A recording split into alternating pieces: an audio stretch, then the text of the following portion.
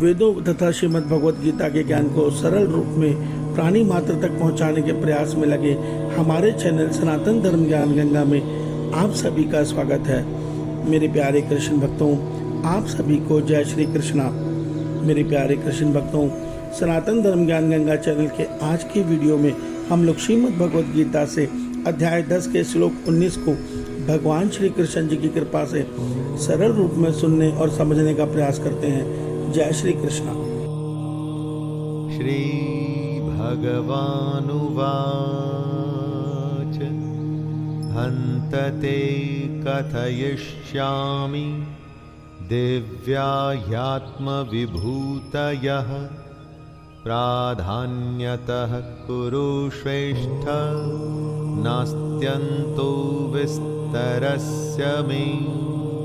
मेरे प्यारे कृष्ण भक्तों, श्रीमद् भगवत गीता के अध्याय 10 के श्लोक 19 में भगवान श्री कृष्ण जी अर्जुन को बोल रहे हैं कि हे अर्जुन, हे कुरुश्रेष्ठ, अब मैं जो मेरी दिव्य विभूतियां हैं उनको तेरे लिए प्रधानता से कहूँगा, क्योंकि मेरे विस्तार का तो कोई अंत ही नहीं है।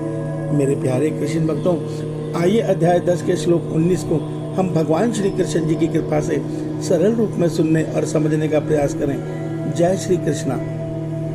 मेरे प्यारे कृष्ण भक्तों, श्रीमद् भगवत गीता के अध्याय 10 तक अर्जुन ने जो ज्ञान भगवान श्री कृष्ण जी के श्रीमुख से सुना है और समझा है, उसको जानकर अर्जुन यह सत्य जान चुका है कि वे उनके प्रिय सखा वासुदेव श्री कृष्ण जी कुछ साधारण मनुष्य या योगेश्वर ही नहीं बल्कि परमपिता परमेश्वर हैं। ये जानकर अर्जुन भगवान श्री कृष्ण जी के चरणों में नतमस्तक हो गया है। उसके मन में परमात्मा के प्रति अर्थात अपने मित्र वासुदेव श्री कृष्ण जी के प्रति भक्ति उत्पन्न हो गई है। वो कहता है, हे ईश्वर, आपकी सुंदर वाणी को सुनकर मेरी तृप्ति नहीं होती। आपने जो ये अपने सामर्थ्य अर्थात जो अपनी शक्ति का वर्णन किया है और इन शक्ति के द्वारा आप किस प्रकार इस ब्रह्मांड में सबको लेकर स्थित हैं, ये रहस्य मुझे बताइए। मेरा इसमें संशय कीजिए, संशय दूर कीजिए। उसी के जवाब में आज भगवान श्री कृष्ण जी अध्याय 10 के श्लोक 19 में अर्जुन को यह सत्य बता रहे हैं कि हे अर्जुन, मैं तुझ पर प्रसन्न होकर अपने दिव्य विभूतियों को विस्तार से तेरे लिए प्रधानता से फिर से कहूँगा। पर एक सत्य को जान ले अर्जुन, मेरे विस्तार का कोई अंत नहीं है।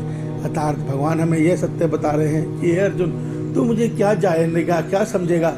मेरी विस्तार का, मेरी शक्तियों का तो कोई अंत ही नहीं है। अर्थात परमात्मा की इच्छा मात्र से वेद हमें यह सत्य बताते हैं कि परमात्मा किसी चीज़ को बनाते नहीं है, बल्कि इच्छा मात्र से प्रकृति उनकी आज्ञा से इस सारे ब्रह्मांड की समस्त सृष्टि की समस्त प्राणियों की रचना करती है। पर प्रकृति इसकी रचना कैसे कर पाती है? प्रकृति को परमात्मा की ओम रश्मि रूपी ऊर्जा चेतन शक्ति देती है। उस चेतन शक्ति से प्रकृति इस सारे ब्रह्मांड की सारी सृष्टि की रचना करती है।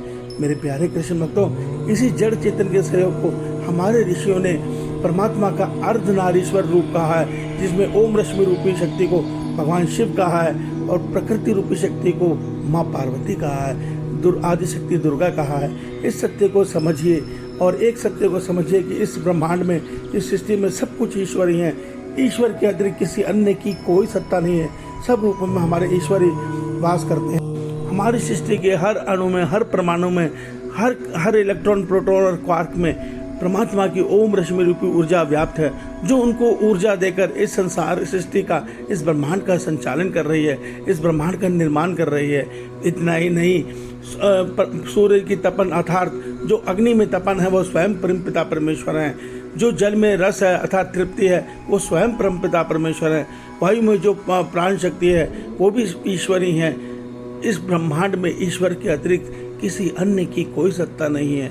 विभूति अर्थात भगवान की शक्तियों का अर्थ यही होता है कि भगवान अपने भिन्न भिन्न रूपों में, देवता रूप में हमारी सृष्टि को इसका संचालन करते हैं और इस सृष्टि की, इस ब्रह्मांड की धारण शक्ति बनकर सबको धारण भी करते हैं, उर्वरक शक्ति बनकर सबका भरण पोषण भी करते हैं, संहारक शक्ति बनकर जो चीज़ वस्तु खत्म हो चुकी है, होने वाली है, उसको खत्म भी करते हैं और फिर ब्रह्मा बनकर उसी सृष्टि को नव निर्माण भी वही करते हैं। अर्थात परमात्मा के अतिरिक्त किसी अन्य की कोई और सत्य देखना हमारी अज्ञानता है, हमारी मूर्खता है। सब रूपों में परमात्मा ही हमारे साथ है। यहाँ तक कि सृष्टि के हर जीव के अंदर हृदय में जो चेतन शक्ति में हृदय धड़क रहा है वो भी परमात्मा ही है। परमात्मा की शक्ति, परमात्मा का अंश आत्मा ही के कारण है। इस सत्य को समझिए। ईश्वर आप सबका कल्याण करें। आपका दिन शुभ हो। जय श्री कृष्णा, जय श्री कृष्ण।